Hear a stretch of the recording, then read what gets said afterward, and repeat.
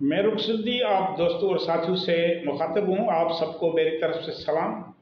सिंध की तारीख पर बातचीत जारी है।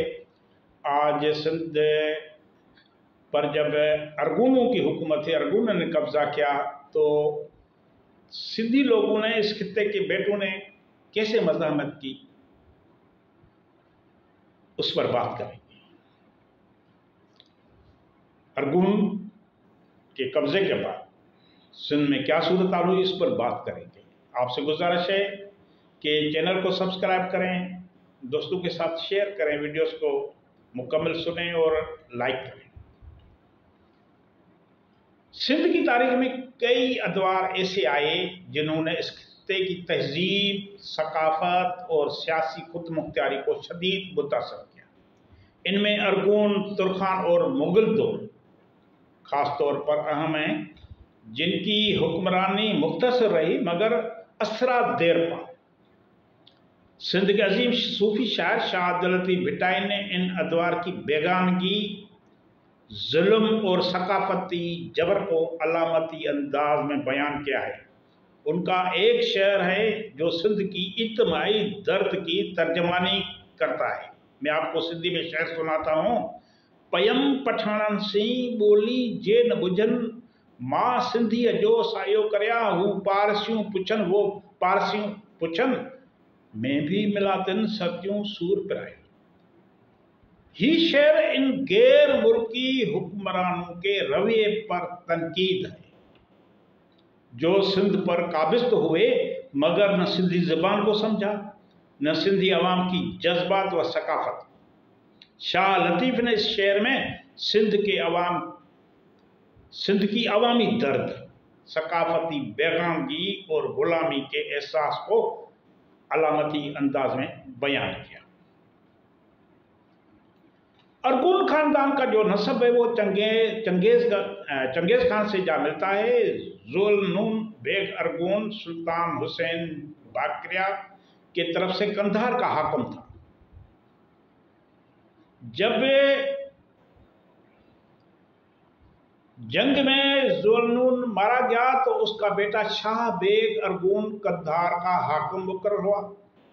बैदजान उसने सिंध पर हमला करके सम्मा खानदान के आखिरी हुक्मरान जाम फेरोज से हुकूमत छीन ली। इस तरह 1520 ईस्वी में सिंध पर अरगून हुकूमत का आगाज हुआ। अरगूनों ने पहले सिबी पर हमला किया, जो सिंध का अहम सरहदी शहर था। जाम निजामुद्दीन ने दरिया खान को सिबी वापस लेने का हुक्म दिया। दरिया खान सिपह सालार था, सम्मा हाकिम जाम निजामुद्दीन का। जाम निदो भी उसको कहते थे, जाम निजामुद्दीन, जाम निदो उसका वजीर आजम था, सिपह सालार था दरिया खान। जब अरगूनों ने सिबी पर हमला किया सिंध के शहर पर, तो जाम निजामुद्दीन ने दरिया खान को सिबी वापस लेने का हुक्म दिया। दरिया खान ने अरगूनों को शिकस्त दी, सिंध की हुक्मरानी बहाल की, सिबी वापस ले लिया। इस जंग में अरगून जो वहाँ हाकिम बनाया गया था, सुल्तान मोहम्मद, वो मारा गया।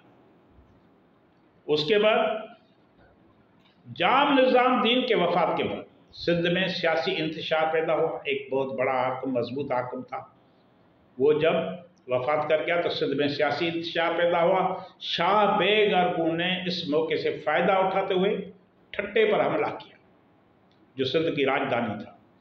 दरिया खान ने बहादुरी से मुकाबला किया मगर वो इस जंग में शहीद हो गए। अरगूनों ने ठट्टे शहर को 9 दिन तक लूटा, जलाया। बदजान काजी कादन की अपील पर, वो उनका साथी था, ऐसा उनका हिमायती था। काजी कादन वो सिंधी था, बहरहाल उनका अपना बंदा था। उसके अपील पर कत्ल गारत गिरी ठट्टे में बंद हुई और जाम फेरोज और शाह बेग अरगून के दरमियान सुलह हुई। सिंध को 2 हिस्सों में तकसीम किया गया। जनूबी सिंध जाम फेरोज के जेर हुकूमत और शुमाली सिंध शाह बेग अरगून के तख्त बनी।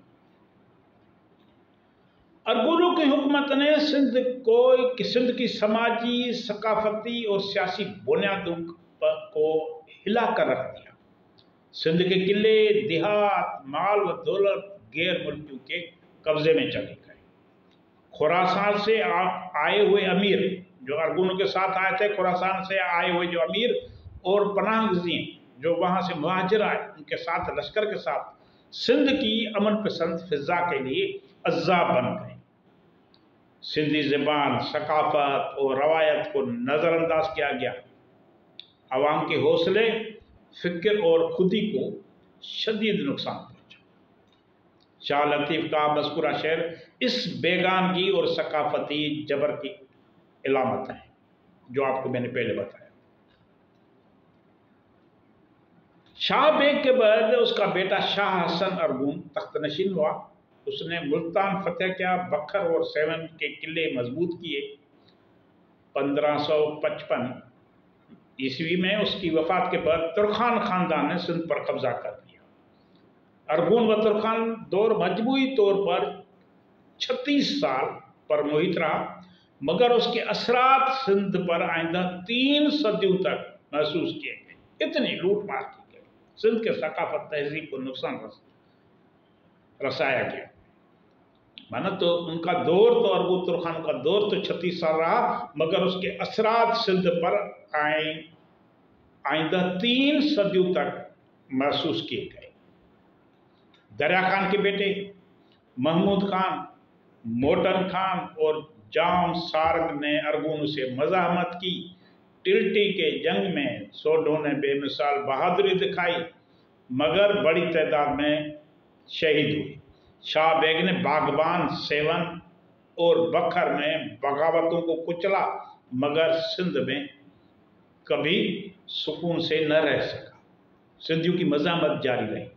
अरगुन दौर में, तुर्खान दौर में सिंधियों ने मज़ाहमत की, वो खामोश नहीं रहे, कब्जे को तस्लीम नहीं किया। बखर में धारीजा कबीले ने अरगुनों के खिलाफ बगावत की, जिससे मीर फाजुल और सुल्तान महमूद ने, उनके गवर्नर थे अरगुनों के, उन्होंने सख्ती से दबाया। 27 सरदारों को मौके पर सजा दी गई, बाकी को रात के वक्त कत्ल करके दरियाए सिंध में फेंक दिया गया। जिस ब्रिज से उनको फेंका गया किले के, बाद में वो खूनी ब्रिज कहलाया। उसको कहते हैं भाई खूनी ब्रिज वाला वाक़या आज भी सिंध के लोगों को याद है कि अरगुनों ने उस ब्रिज से लाशें फेंकी थी सिंधियों की, और वो बाद में खूनी ब्रिज के तौर पर नाम पर मशहूर हुई।